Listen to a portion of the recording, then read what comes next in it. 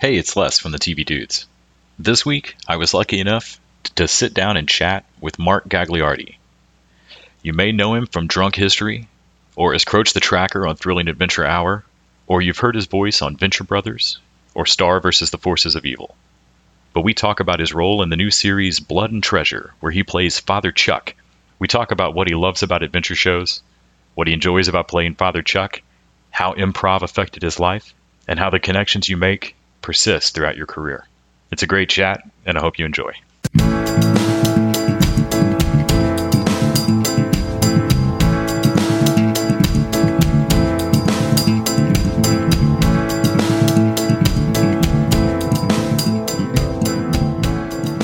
Hi, this is Les.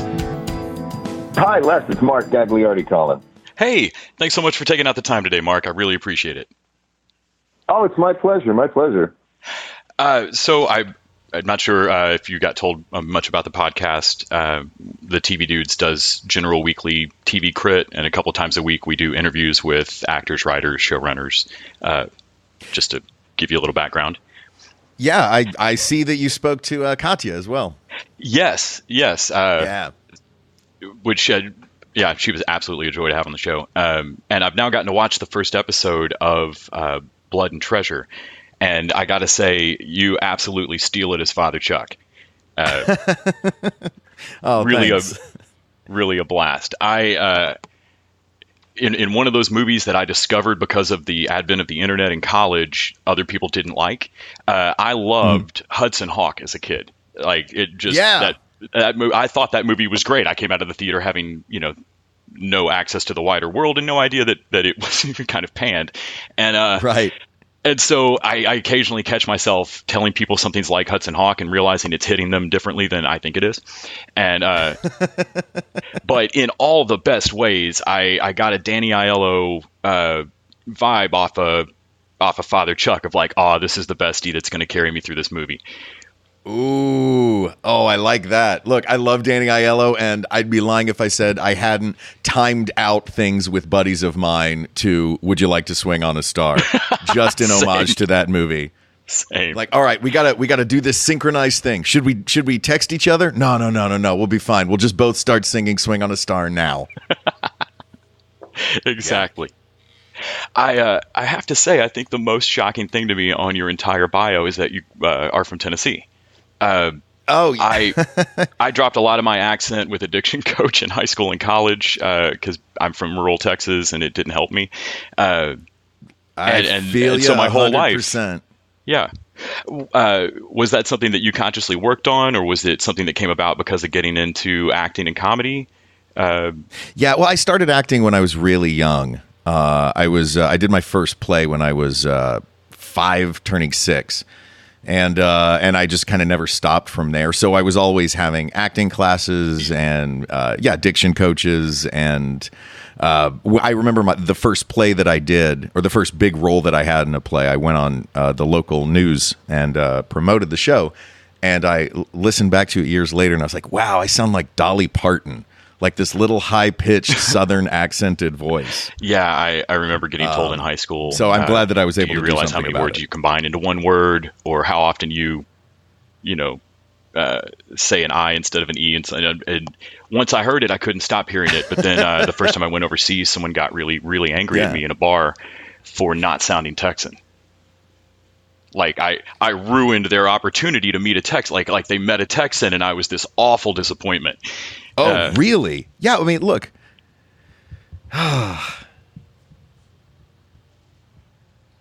Well, look, if you go to another country, you want to meet the stereotypical version of that person from that country. If I go to Ireland, I don't want to be able to understand a word you say. I want your sweater to be the most intricately knit thing I've ever seen. And I want your face to be completely weathered and have an ale in it at all times. So tell me a little bit about how you got from... So I get it. Doing theater in school, being the theater kid in high school, and then getting into real improv and being on stage. I know there can be that's a huge precipice and a giant gap for a lot of people that, I did theater, but when do I tell my friends and family I mean to do this for real? Right. Yeah, you know what? For me, it was because I started so young. My parents knew that was always what I wanted to do, and what I knew that there was never really another choice for any other job. So I did everything I could aimed in that direction, which was kind of nice that I never had that adolescent period of what am I going to do with myself. I knew from the time I was really small. So I applied to good theater schools. I went to a really great theater school in Chicago, the theater school at DePaul University. And it's a great conservatory on the north side of Chicago. And just south of that, in Old Town, was the Second City Theater. And I had loved improv. I loved Whose Line Is It Anyway when I was growing up. And I started going to see the free late night set that they would do at Second City. The way they did their show was it was a review, like a sketch comedy review for 2 acts, and then a third act that was improvised that would eventually become the next show, was the pattern that they used. So I used to go for free and watch just that third act. And this was back when Tina Fey and Rachel Dratch and Scott Adsit and Kevin Dorff, just like a legendary cast, was there. So I fell in love with improv there. And then right after school, I moved to LA because I knew that that's where I needed to be to get paid to work. And they had just opened up a Second City in LA. So I jumped in and started taking classes and just stayed in love with it. And I've been improvising ever since. I have an improv show coming up this Wednesday. Talking about having just a absolutely great cast around you, the entire crew on Thrilling Adventure Hour is just man.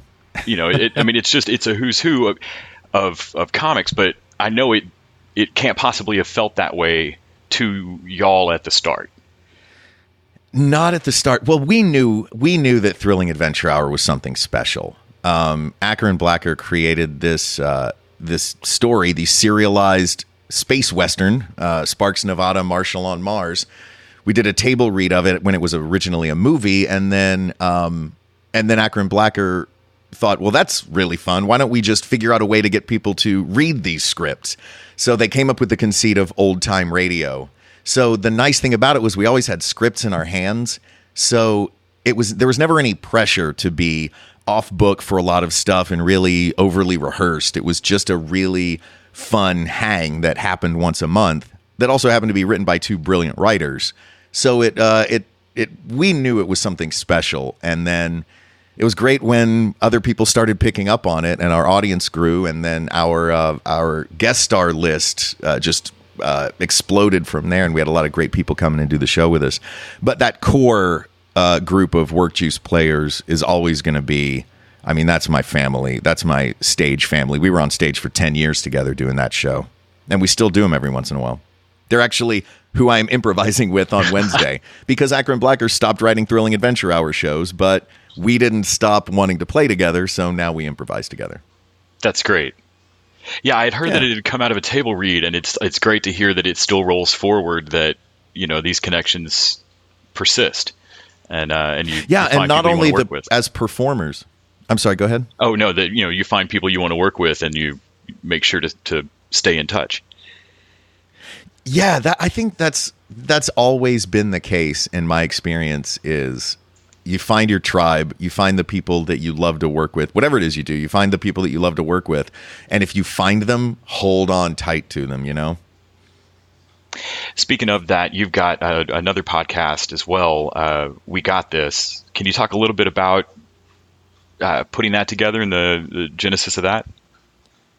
Yeah, We Got This is, so Hal Lublin is a friend of mine from the Thrilling Adventure Hour. We did the show together. We were in the trenches for a decade together at Thrilling Adventure Hour. And when the show ended, we decided that we wanted to keep doing comedy together and making podcasts together and, just basically just hanging out and having a good time and talking into microphones together. So we decided we were going to do a podcast. Hal came up with the concept, which is we settle a pointless argument in every episode. So our first, but an argument that is pointless but passionately debated for some inexplicable reason. We've done, should you put ketchup on a hot dog? Should you hang your toilet paper overhand or underhand? As a Texan, for you in particular, we did an episode, should chili have beans in it? Oh, man, my wife is from Kentucky, and she argues this with me so much. Yeah. Are you pro beans or anti beans? As an adult now, I've come to accept that beans can have value in chili, but I was raised no. Yeah. No, chili is just you a were raised pot in of Texas. meat. Yeah, chili is just a pot of meat with no accoutrement. Which is the most Texas meal you can have. It really, yeah, it just looked like the can opened, and that was it, you know. I love it. I find myself looking down the list of topics on episodes and having a ridiculous, in my heart, hot take on at least half of them. You know, that's silly as they oddly are. what has made the show successful, I think, is that people don't think that they don't have really strong convictions about these topics. But when we start talking to them, I remember we've had people stand up and storm out of the booth with us before, like, you're crazy. And we're talking about, we'd be talking about who would win in a fictional mascot madness matchup between the Nasonex bee and Tony the Tiger. You know, I mean, just crazy things. But people it's funny what you get passionate about. Yeah, yeah. Have you had one? And we have a really great Facebook group that is sort of a curated, like all of the fans of the show have coalesced around this Facebook group, and every week, whatever topic we argue about, there is always a fierce debate about that topic and random offshoots. That's great. So it's a lot of fun. Yeah. Have you had any topics that you've finally conceded by the end of the episode, but on your deathbed you're gonna whisper, "Hal, Between Worlds is the best Nick Cage movie." Fuck you. Hal and I once disagreed on whether I'm trying to figure out exactly how this was worded, but it was 2 episodes mashed together that we were both angry at. And I think that It's a Wonderful Life is a better Christmas movie than A Christmas Story. I will always think that our show decided otherwise, ostensibly objectively. And then in talking about what is the worst Christmas song, I still believe in my heart that it is Paul McCartney Simply Having a Wonderful Christmas Time. You are in fact correct. Yeah, right. But I was also overruled by the objective facts in that one as well. So I think those are a couple that, Hal and I have a little bit of a Thomas Jefferson, John Adams thing going in that regard.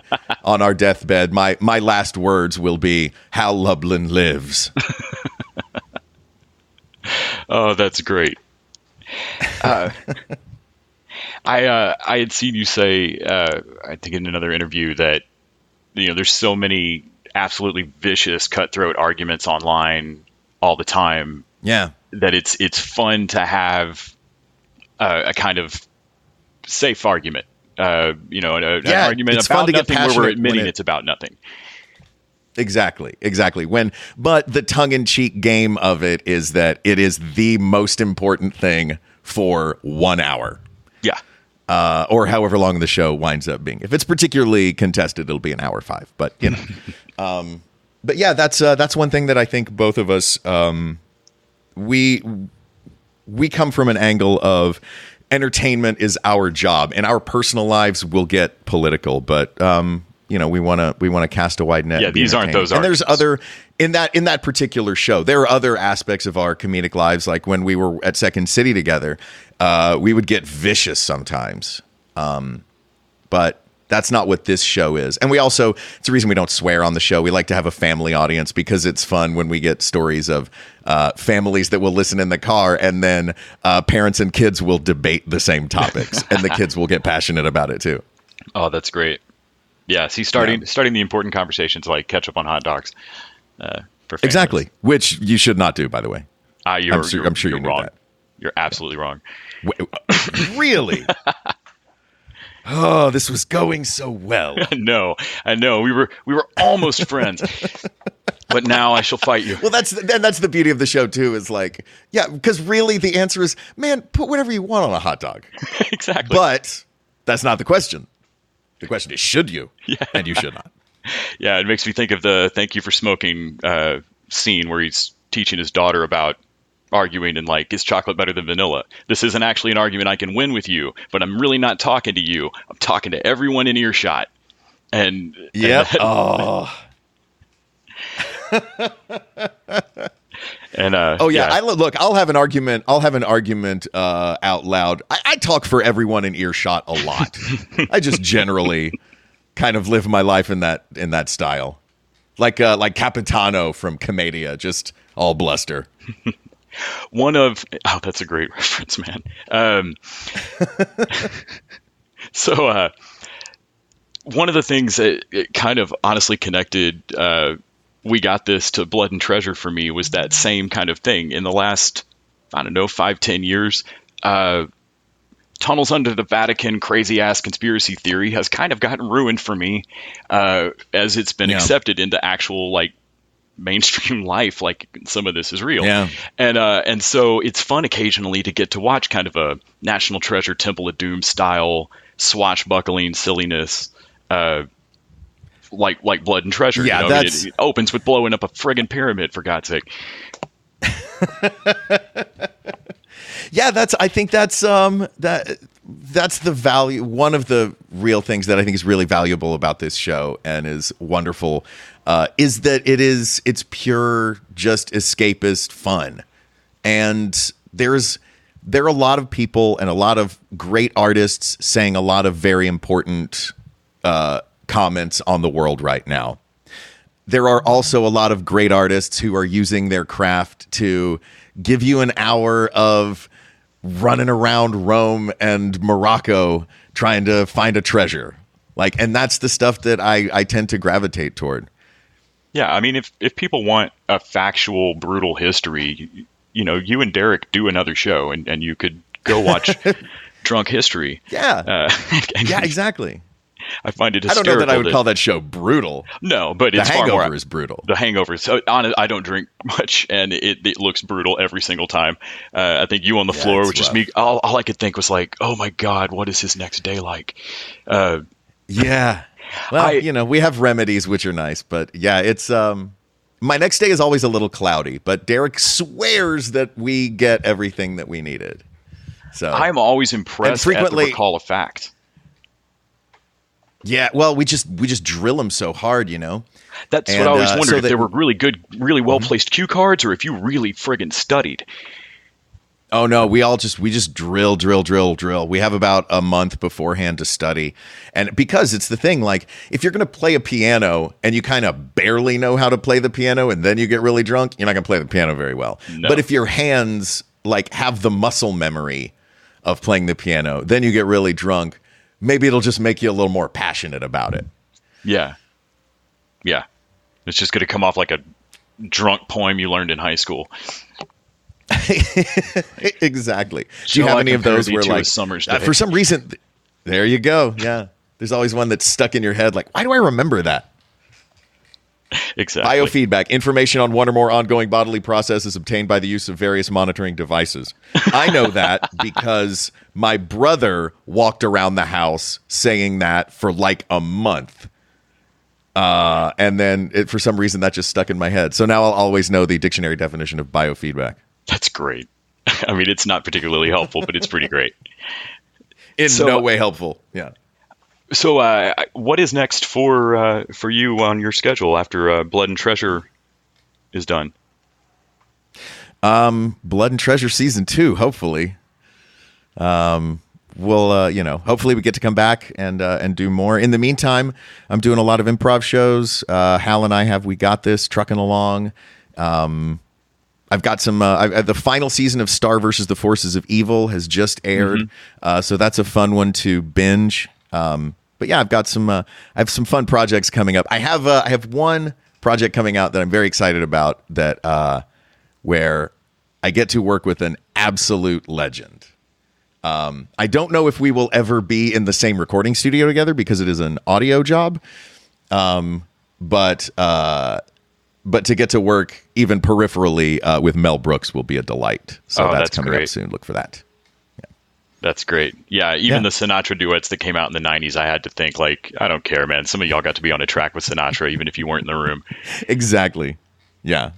Yeah, it doesn't matter if he wasn't there. Hey, you know what? Unforgettable was a great song, and Nat King Cole wasn't in there when they made the duet version of that. Right.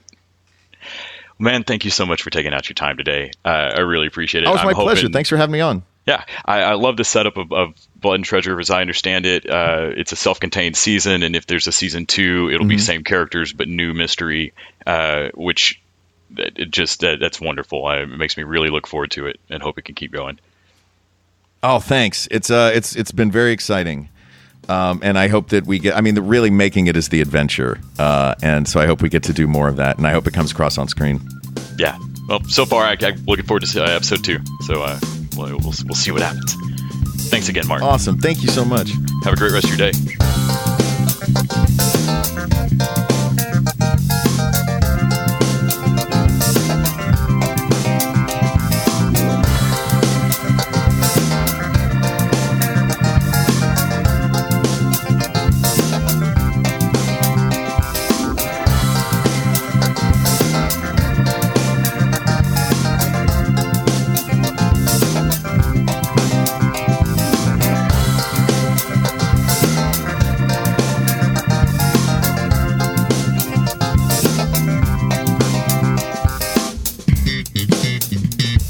The TV Dudes is an independently run podcast and a member of the Electric Sweater Podcast Network. We are exclusively listener supported. If you'd like to help us out, go to patreon.com/tvdudes. You can like us on Facebook and Twitter @tvdudes. All the music for our show is by our friend and original TV dude, Gregory J. Amani Smith. To find out more about us, go to thetvdudes.com and electricsweater.com. I'm Grant Davis.